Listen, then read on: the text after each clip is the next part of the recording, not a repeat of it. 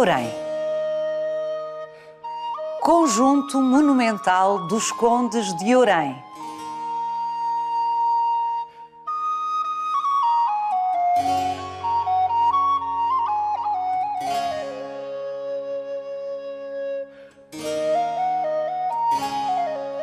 O homem que mandou edificar este conjunto nasceu destinado a ser o primeiro dos nobres em Portugal. Dom Afonso nasceu por volta de 1400 e era neto dos dois heróis da fundação da segunda dinastia de Portugal, Dom João I e Dom Nuno Álvares Pereira. Primogênito do primeiro duque de Bragança, aos 21 anos, Dom Afonso herda do avô materno, Dom Nuno Álvares Pereira, o condado de Ourém. Será o quarto conde e, mais tarde, o primeiro marquês de Valença. Mas não chega nunca a assumir o ducado de Bragança porque morre um ano antes do pai. Apaixonado por arquitetura, cultivado nas artes, nas letras, na política, o quarto conde de Ourém foi embaixador do rei, viajou por toda a Europa e peregrinou à Terra Santa. Era um verdadeiro príncipe renascentista.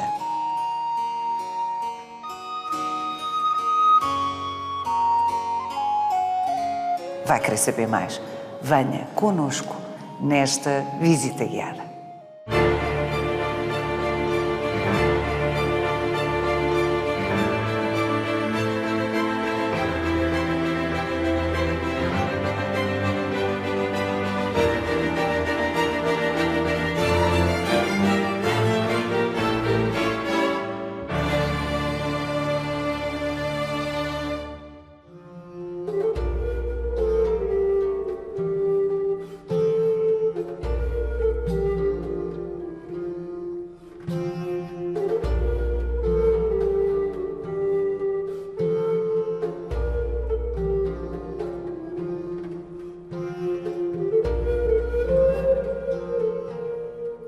Nuno Cenos. No século XV, quando este conjunto foi edificado, o reino pasmou. Era um objeto absolutamente único nessa altura, não só no contexto português, como até no contexto europeu. Eu não conheço nenhum outro conjunto que tenha estas características que encontramos aqui. Há pontos de contacto, por exemplo, esta arcaria de tijolo, que é a imagem de marca dos três edifícios, é uma importação, digamos, do norte de Itália, da Lombardia, onde o conde viajou, onde viu arcarias parecidas com esta. Agora, esta separação das três estruturas, três elementos, interligados, mas autónomos uns dos outros, e articulados com esta sequência que os apresenta como uma máquina de guerra que avança para defender essa expressão Ourém. máquina de guerra. É emprestada de Damião de Góis, que a usa para outro edifício, na verdade, mas que eu acho que se ajusta perfeitamente a este edifício.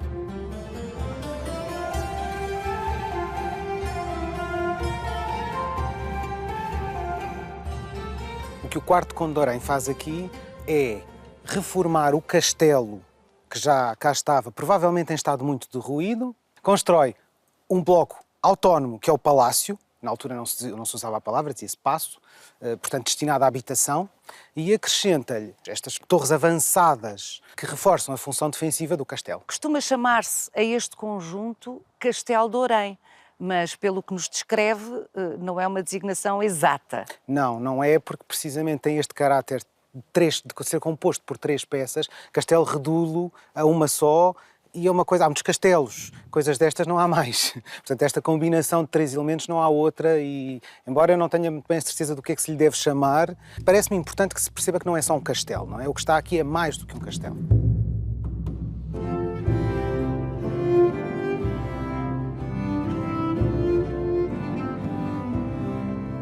O emblema do quarto conde de Ourém, que é quem encomenda este conjunto, são dois guindastes, tornando muito evidente o seu interesse e a sua paixão pela arquitetura. Ao contrário dos brasões de armas que remetem para a família, os emblemas pessoais normalmente têm a ver com características ou eventos da vida de quem enfim, dos seus portadores. O mais famoso de todos em Portugal é a esfera armilar, símbolo de Dom Manuel, do rei Dom Manuel. O rei Dom João II, por exemplo, tinha por símbolo, por emblema pessoal, um pelicano. A sua mulher, Dona Leonor, um camaroeiro, uma rede camaroeira. O símbolo pessoal do quarto conde de Orém, 2 guindastes afrontados, são símbolos evidentes da paixão que ele tinha pela arquitetura e pela construção.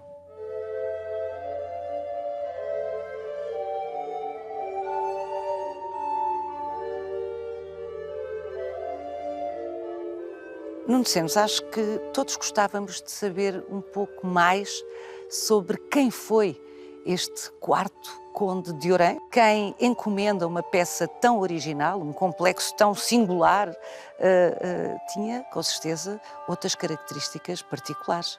Tinha, Paula. Vamos descer à Vila Medieval e falamos um bocadinho mais sobre ele. Vamos embora.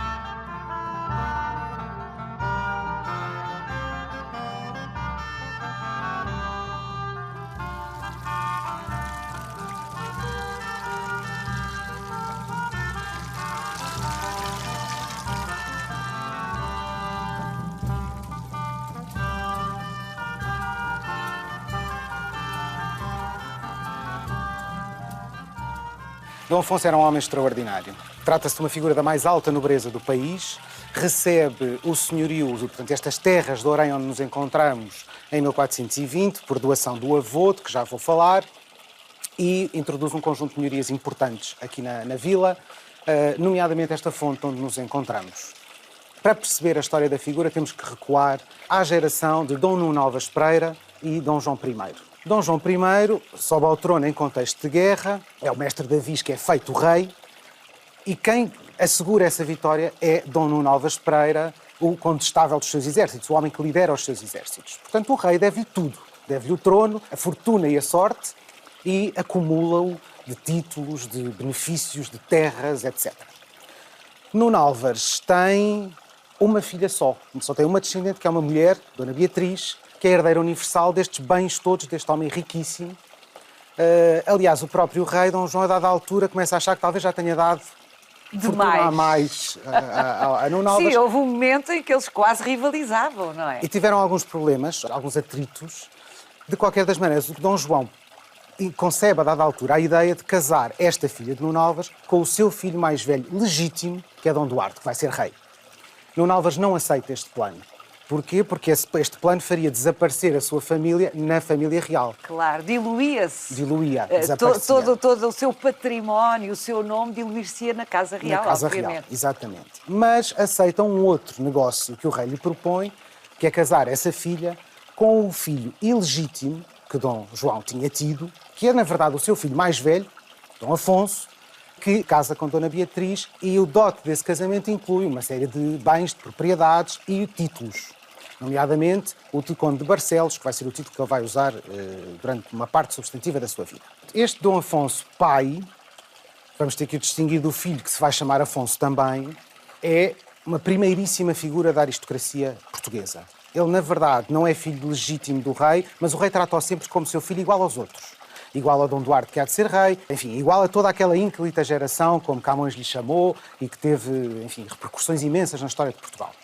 Dom Afonso e Dona Beatriz tiveram 2 filhos varões, o mais velho dos quais é este Dom Afonso, tal como o pai, culto, educado, a quem a família real trata como um dos seus e chama permanentemente para todas as discussões importantes que há no país, sobre todas as questões políticas importantes e económicas que têm lugar, e em cujas armas, que também vemos, se espalham estes 2 ramos, as cruzes dos Álvares Pereira e os escudos de Portugal da família real, portanto, os 2 avós.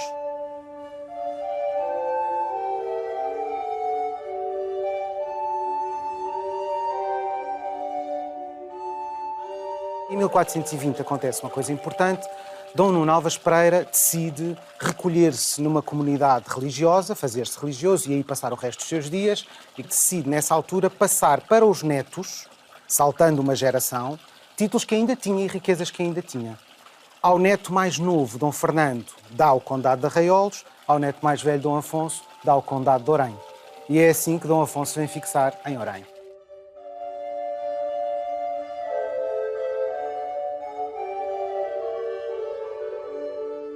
Nas primeiras décadas do século XV, quando Dom Afonso Filho toma posse do senhorio de Orém, Orém não era aquilo que veio a ser sob o seu comando. O título do Conde de Orém tinha sido do Conde Andeiro, presumível amante da viúva do rei Dom Fernando, portanto uma figura detestada em Portugal, no Portugal da crise dinástica, de 1383-85, que perdeu obviamente o título, não é? E é nesse contexto que ele é dado a Dom Nuno Álvares Pereira.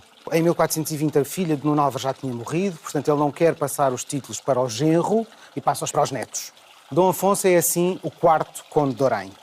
E as obras que aqui faz, as várias obras que aqui faz, transformam este pequeno núcleo que ele recebe, talvez na vila mais importante do centro de Portugal.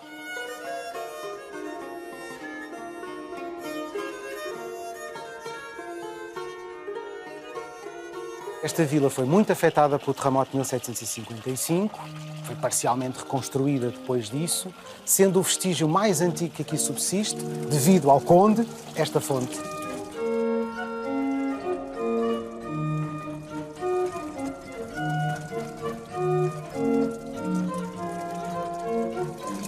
O quarto Conde de Orém, Dom Afonso, recebe uma educação de príncipe.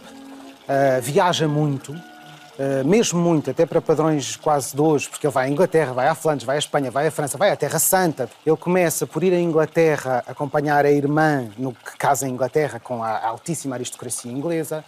Representa o rei de Portugal no Concílio de Basileia, portanto, atravessa a Europa para chegar lá e depois vem por Itália, é a primeira viagem que faz à Itália, que é importante, e a seguir vai à Terra Santa. Volta à Itália já mais tarde para acompanhar a princesa portuguesa que vai casar com o imperador.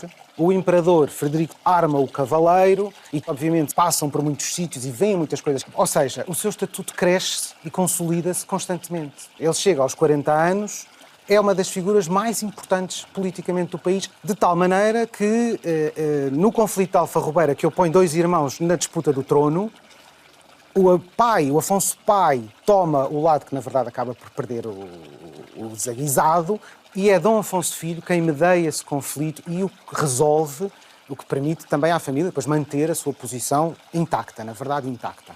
Mas Afonso Filho, o primogénito, não chega a herdar do pai.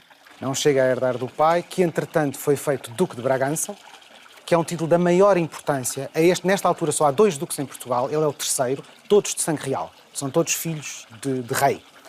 Como ele também era. E, como o sogro, como o pai, tinha uma saúde de ferro. Continuava vivo e continuará vivo durante mais 20 anos.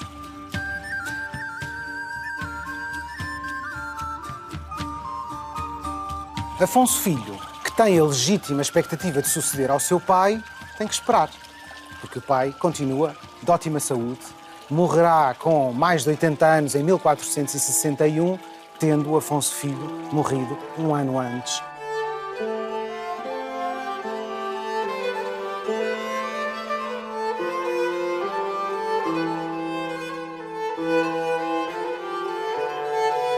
Voltando ao segundo Afonso, o quarto Conde de Orém, que nos ocupa, à medida que as décadas vão passando, e ele continua à espera da legítima sucessão, ele vai investir aqui, naquela que é a terra, que é a sua terra, construindo o conjunto monumental que coroa esta vila. Proponho, Nuno Senos, que subamos de novo à zona do Castelo de Orém para conhecer de perto essas construções únicas promovidas pelo quarto Conde de Orém.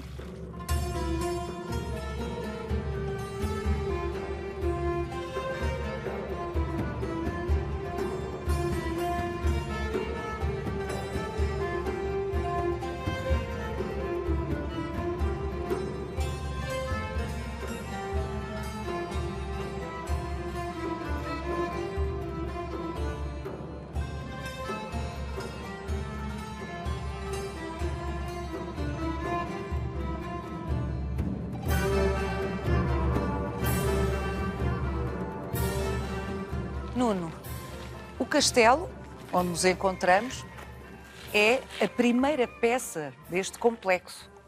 Cronologicamente é a mais antiga de todas. Já existia aqui o castelo, antes do Conde, que teria certamente esta forma que já hoje tem, mas como podemos ver até por esta parede que aqui temos, ela resulta de vários momentos de construção. Vemos pela diferença das pedras, Exato, não é? a pedra muito bem cortada aqui embaixo, em blocos grandes, depois em blocos mais pequenos. Isso se revela, é indício de campanhas distintas de construção. Mas não conhecemos exatamente a extensão da intervenção do Conde. Vemos, por exemplo, naquela torre a presença do tijolo, que encontramos nos 3 elementos que compõem o complexo e que os unifica do ponto de vista estilístico. Estas 3 torres já cá estavam, em ruínas, e o que o Conde faz é usar a forma que já cá está, o arranque das paredes que já cá está, e construir sobre elas.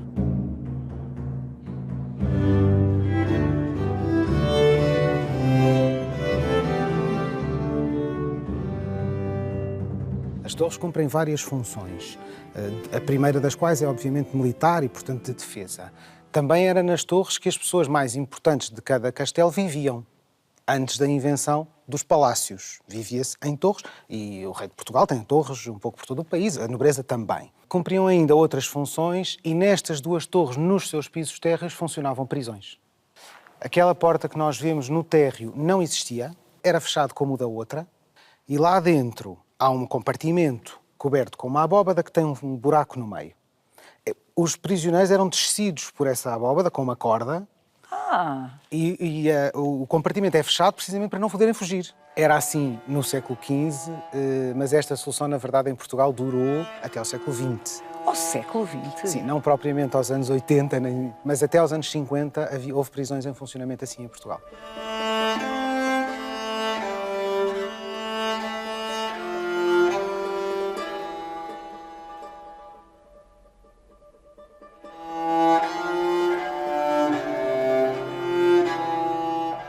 Esta peça que vemos aqui ao centro é, obviamente, dos dias de hoje, tem a ver com a mais recente intervenção de restauro aqui neste complexo, mas corresponde ao que nos explicaram à cisterna que havia aqui por baixo. A água, aqui, como lá embaixo na fonte, é uma preocupação primeira. E mais ainda numa fortaleza onde as pessoas podem ter que ficar fechadas, cercadas, e têm que se abastecer. Portanto, existe aqui por baixo uma cisterna do tempo do Conde, que encontramos em todos os castelos.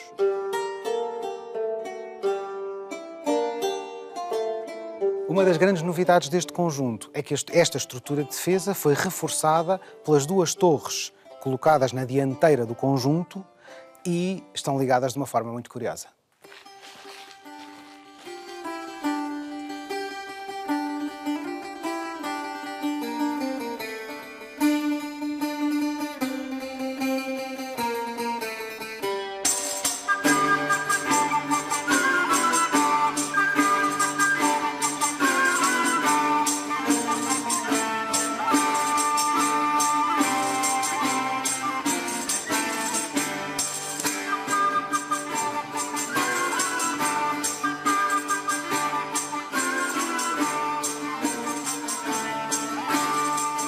O mais emocionante é pensarmos que passámos por debaixo do paço, ligando as 2 estruturas defensivas, sem nunca perturbar a vida civil que se passa dentro do paço. E esta ponte, evidentemente, foi construída para replicar a estrutura original, não é? Exatamente. Portanto, é assumidamente de outros materiais para não... Não se confunda. Exatamente.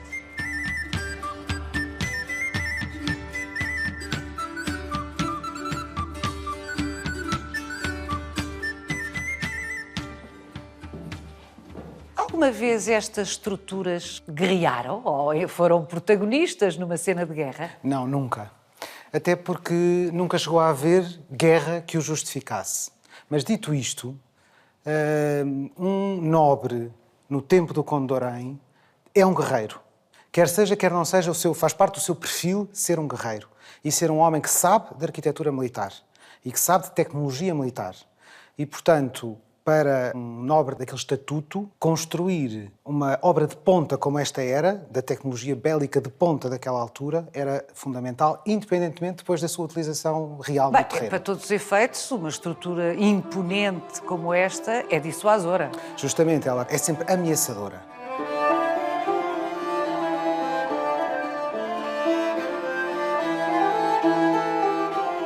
algum registro, algum desenho ou alguma descrição escrita de como era esta estrutura no tempo do quarto Conde de Orém?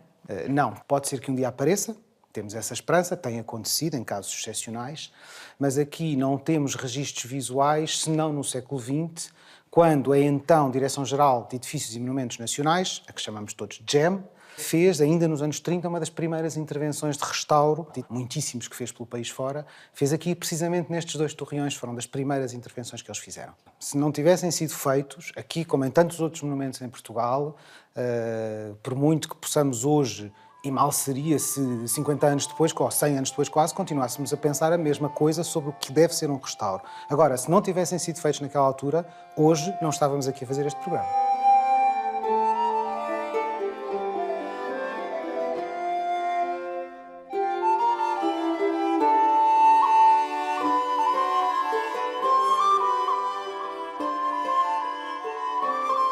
Isto tem um caráter labiríntico. Visto de fora tem um caráter muito linear, mas depois a separação de circuitos entre o militar defensivo e o habitacional obriga a estes percursos um pouco mais tortuosos.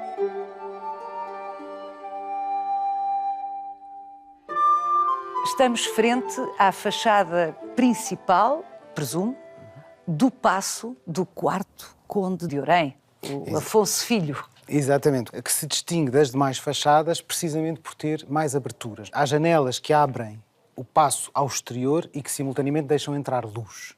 Uma das novidades deste período é justamente esta desmaterialização das fachadas. As outras fachadas mantêm aquele caráter fechado, protegido, mais bélico. E também a decoração aqui é diferente das outras. É feita do mesmo material, isto é o tijolo, mas o tijolo aqui é usado de outra maneira. Ele é mais elaborado, é mais ornamental, na verdade.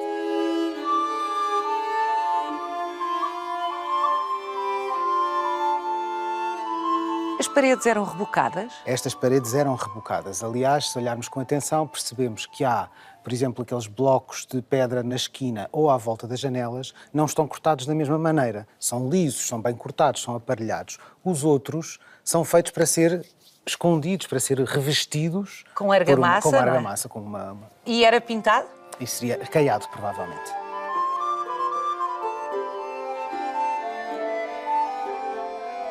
A maior novidade deste complexo, na verdade, diz precisamente respeito à posição do paço relativamente às estruturas de defesa. Isto é, por exemplo, Dom João I faz o Paço de Leiria pouco antes, aqui perto, e o que é que ele faz? Encosta o paço à muralha que já lá estava. Este paço não faz isso, destaca-se da muralha, sai para fora dela e afirma-se como um bloco completamente isolado, autossuficiente do ponto de vista da sua função civilista e do ponto de vista da sua materialidade. Não é? Ele está sozinho. É a Casa do Conde. É a Casa do Conde, exatamente. Mas esta novidade que o Nuno destaca relativamente a este paço já tinha sido estreada, porque o Afonso pai, aquele que vem a ser o primeiro Duque de Bragança, como já nos explicou, também manda fazer um paço destacado, o Paço de Guimarães, exatamente, destacado do Castelo de Guimarães, que também era anterior. É verdade. Eles são os dois construídos muito próximos no tempo, há uma década e meia, 2 talvez, entre os dois. Eles fazem ambos parte de um processo civilizacional em que a nobreza está a deixar de viver nos castelos e nas torres e está a inventar uma coisa nova, que são os palácios. Que é isto que nós aqui temos, é esse processo de invenção. Guimarães, que é um passo importantíssimo nesse processo, tinha originalmente uma relação com a muralha da cidade que, entretanto, se perdeu porque a muralha desapareceu. Aqui, a experiência foi levada mais longe e o paço foi completamente retirado para fora da estrutura muralhada, do castelo, propriamente dito, e afirma-se autónomo, completamente independente. Vamos entrar? Vamos entrar.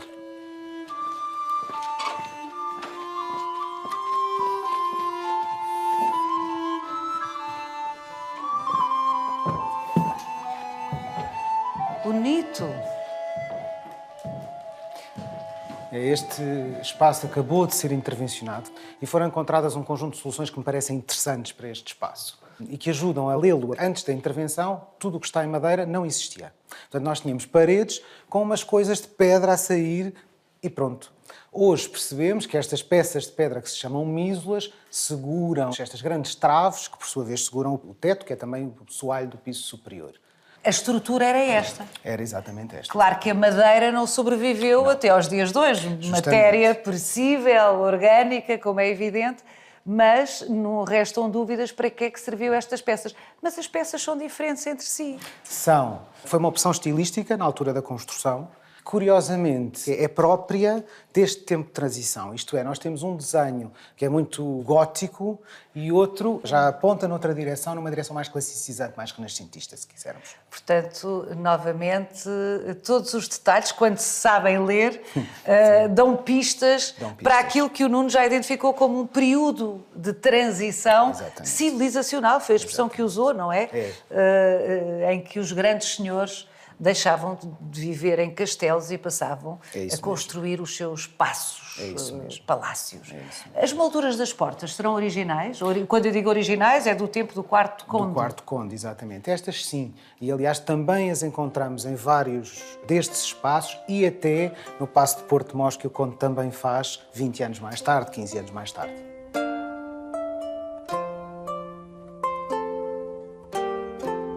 Outra solução que me parece bem encontrada nesta intervenção prende-se com a escada.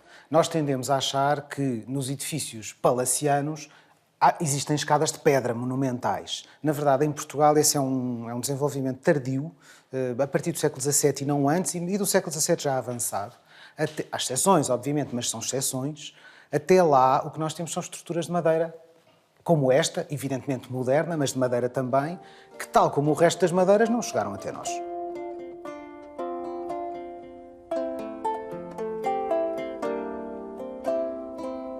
Tudo isto tem, sobretudo, esta vantagem de tornar a leitura do espaço, nos ajudar a perceber como é que o espaço se configurava e como é que funcionava, como é que ele era utilizado. Aqui ao lado existiam originalmente 2 ou 3 andares que hoje não estão lá, mas que já conseguimos ler.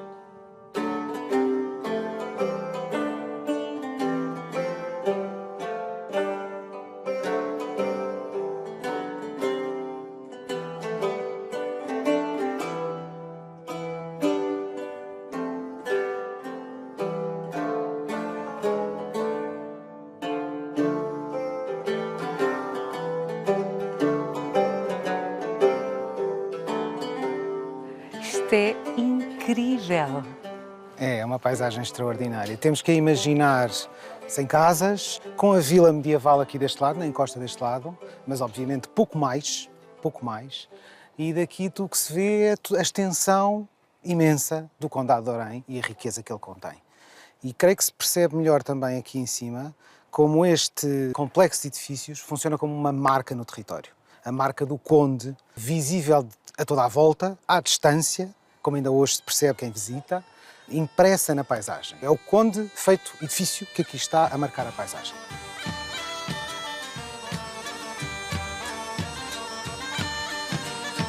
É o gesto de um homem que, como compete ao seu grupo social, está preparado para a guerra, conhece o que de mais sofisticado se faz no seu tempo e falo aqui, e simultaneamente que é também um príncipe, que é o passo, digamos, que corresponde a esse lado civil, intelectual, cortesão.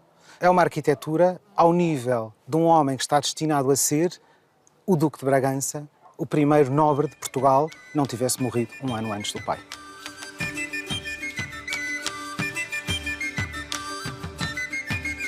Siga-nos no Instagram, no Facebook e na nossa página onde pode rever este e os outros Visita Guiada.